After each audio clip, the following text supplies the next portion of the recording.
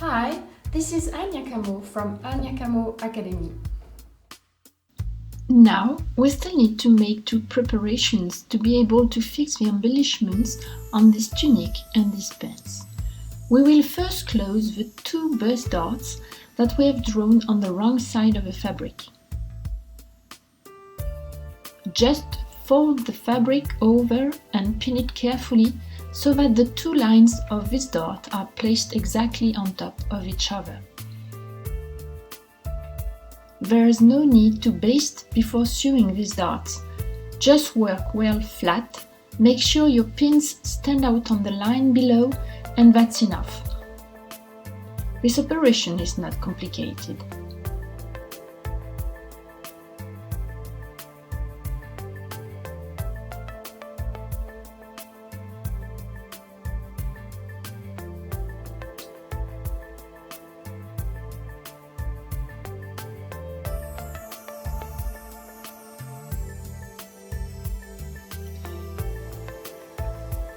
We are now going to sew this dart with a straight stitch.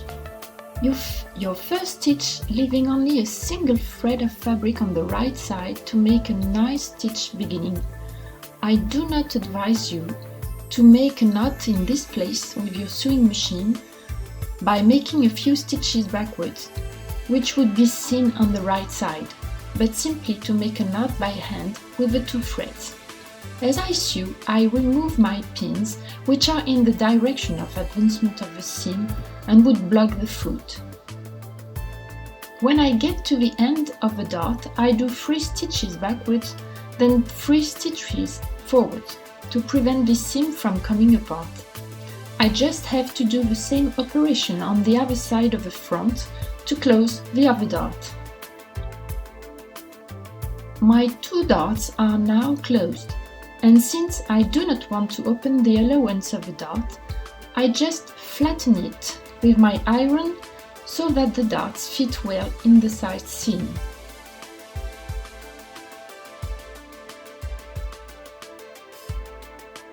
Then I fix the 2 pieces of the back on the front piece by closing the 2 side seams. To do this, I place the pieces right sides together, which is easy since the embroidery stabilizers are clearly visible on the wrong side. I place several pins on the dart so that it stays in place when I sew it.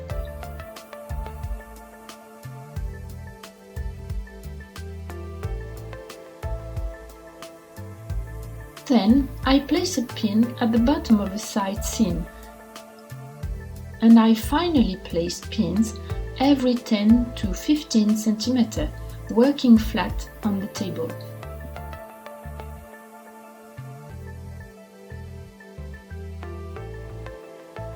While sewing, you have seldom to baste a seam, unless you want to do a fitting, and I rarely advise to baste because I personally think that it's a waste of time. I now sew the side I just prepared.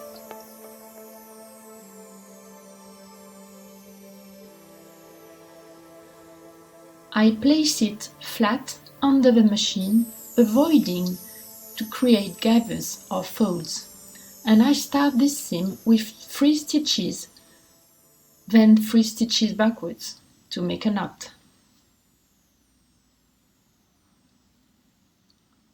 Making this seam, I take care to respect the seam allowance value that I had planned, that is to say 1.5 cm. For this I use the markers which are on the plate of my sewing machine.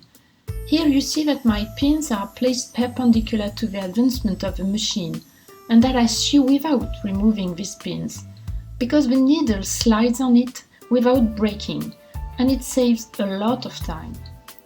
Even when I sew upon my dart, which is fixed with 3 pins, I just have to slow down a little to sew with the pins, which prevents the fabric from moving while stitching.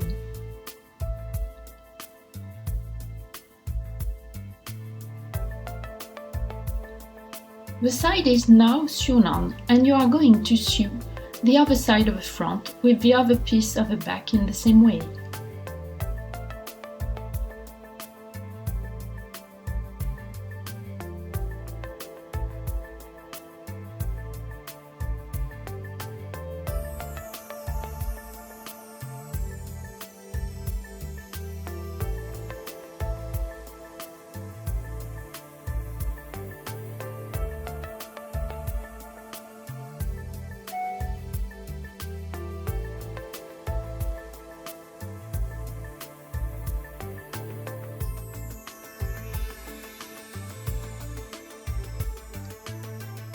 Before setting the embellishments, it is also necessary to close the shoulders.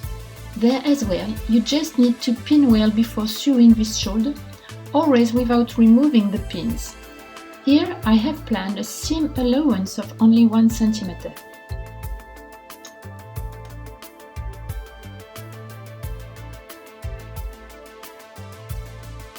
Then you sew the other shoulder as well. Do not hesitate to note your seam allowances on your fabric, this will avoid many errors.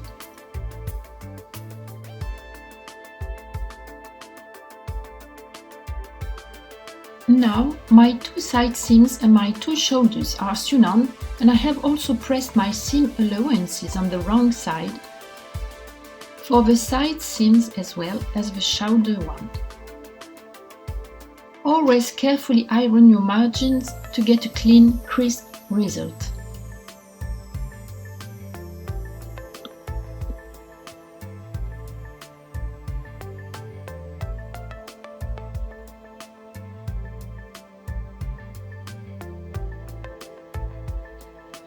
In the same way, I must sew the 2 sides of the pants by placing the piece of fabric right sides together with the embroidery stabilizer above and below.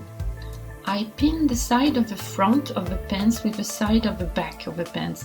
Be careful not to make a mistake on the side by putting the visible embroidery stabilizers above and below. I close here only the side seam on each side of the pants and not the other seams, because I need to close the sides to be able to set my embellishments that come around the sides, a little on the front and a little on the back. Thus, you have to make this operation twice, once on each side. If your 2 embroidery stabilizers do not go up at the same level, it doesn't matter, since they depend on your embellishments patterns. I sew here with 1.5 seam allowance. I remove the first pin, which is in the direction of sewing, and I go on sewing.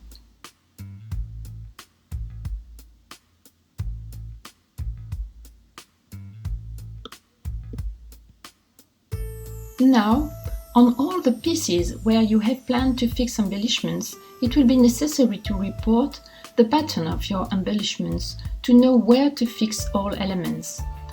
I made small holes with the tip of my pencil along my drawing, and I make a small dot on my fabric at each hole, which allows me to draw the pattern directly on the fabric.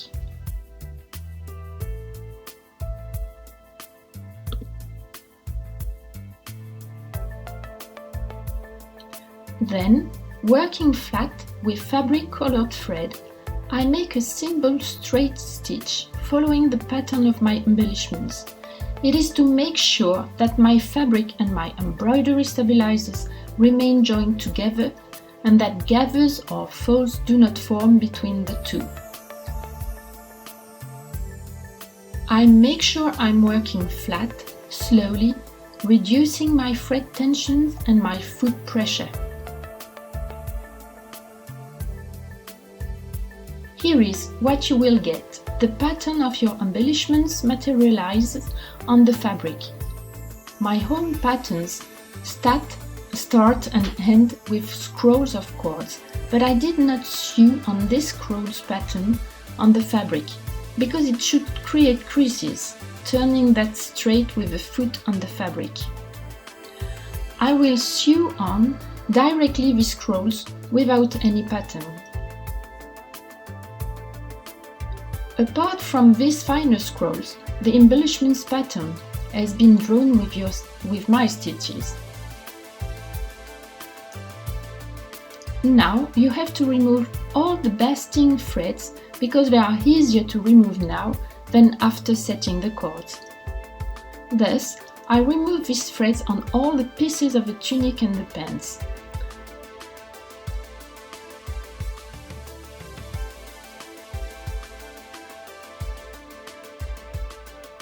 I I then only see the pattern of the embellishments that I have sewn on with a thread of the same color, apart from the scrolls of the hands as I told you before, because I must avoid creating gathers or folds.